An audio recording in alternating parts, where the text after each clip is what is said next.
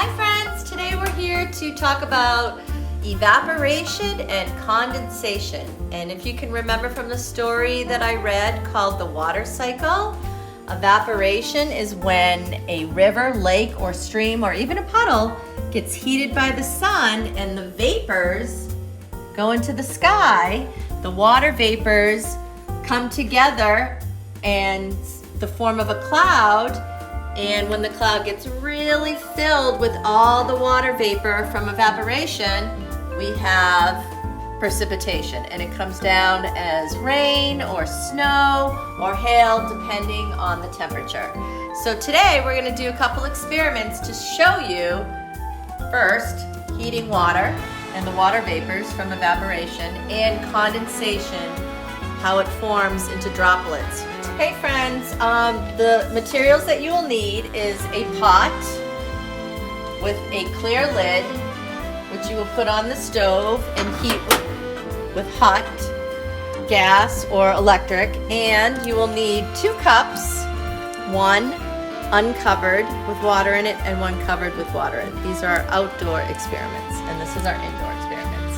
So right now, I'm gonna turn on the gas and heat up my water, and you're probably gonna need a mom or dad to help you do this. So while we're heating this up, I'm gonna take you outside and we're gonna put our other experiment in the sun. So we have our cups out here, and our experiment is gonna be which one will evaporate the quickest, the one that is covered or the one that is uncovered. And we'll find out tomorrow. Hi friends, you're gonna have your evaporation and condensation sheet ready to go so you can record what you did. So at first it says, what did I do? Well, I took a pot with water in it and I put it over a hot stove to heat it up.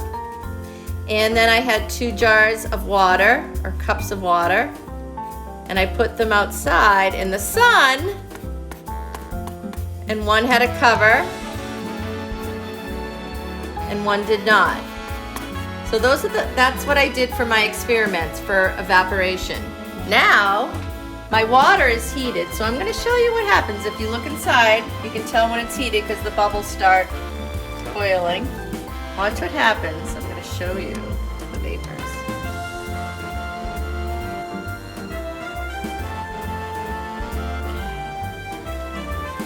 Can you see the steam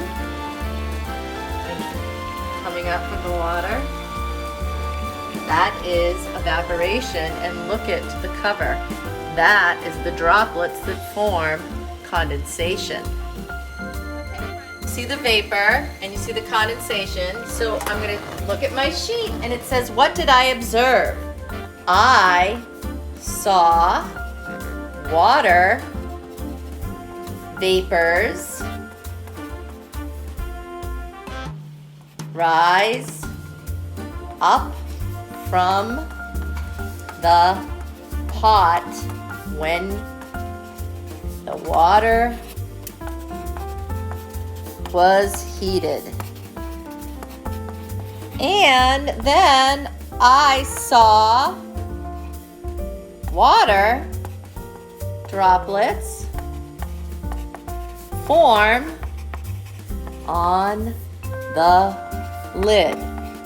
So one was my evaporation and one was my condensation. When we're doing this outside and you observe, it would be the sun that heats up a river, stream, or lake and forms the water vapors. And the lid would represent the cloud that comes together with those vapors for condensation. Tomorrow, I want you to go out and check on your outside experiments with your 2 cups and the sun and record what happened to those. And as we end our lesson on the water cycle, my friend Owen is going to sing a song he learned in 2nd grade. Alright, so because I learned this in 2nd grade, you guys are going to be way ahead of the game. Alright, ready? Evaporation, condensation, precipitation, accumulation.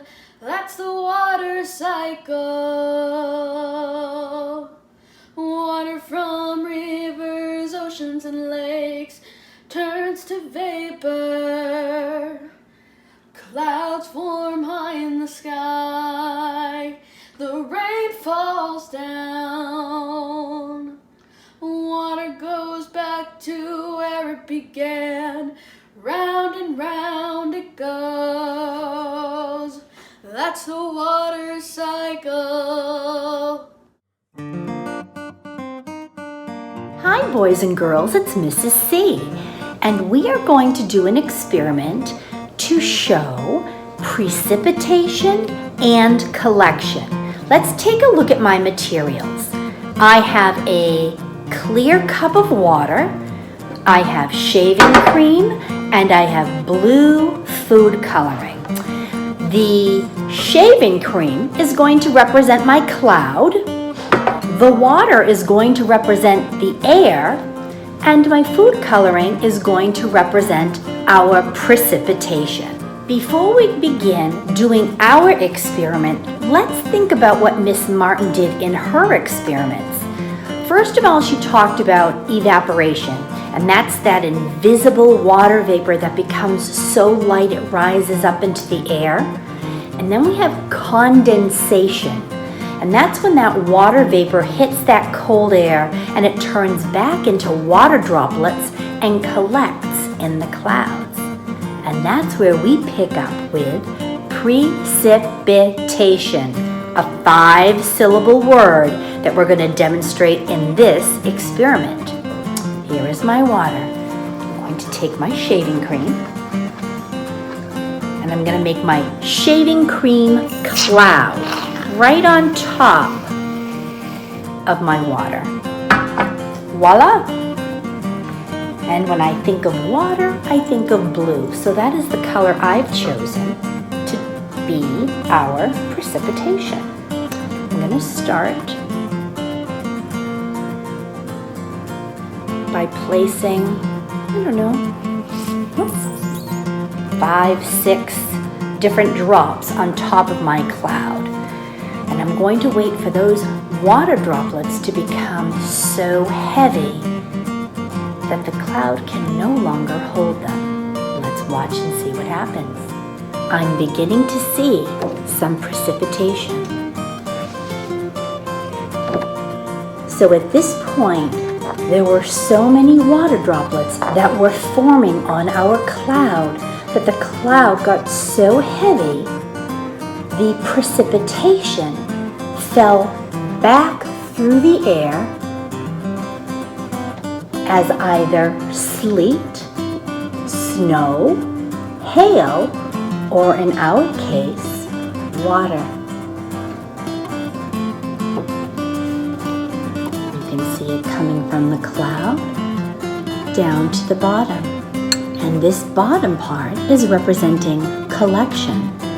In the real water cycle, rain, sleet, or snow might actually land in a body of water, like a river or an ocean, but it also might fall on dirt, where it soaks into the soil and either becomes groundwater that animals or plants can drink, or it runs over the soil and falls into rivers, oceans, or lakes. Precipitation, collection. Now I have my precipitation recording sheet. What I did. I have all of my materials. I have my cup of water, I have my shaving cream, and I have my food coloring. I could also label my materials, or I could write it out in sentence form. What I observed. This is my illustration of my jar with the shaving cream and the droplets of precipitation falling to the bottom of the jar.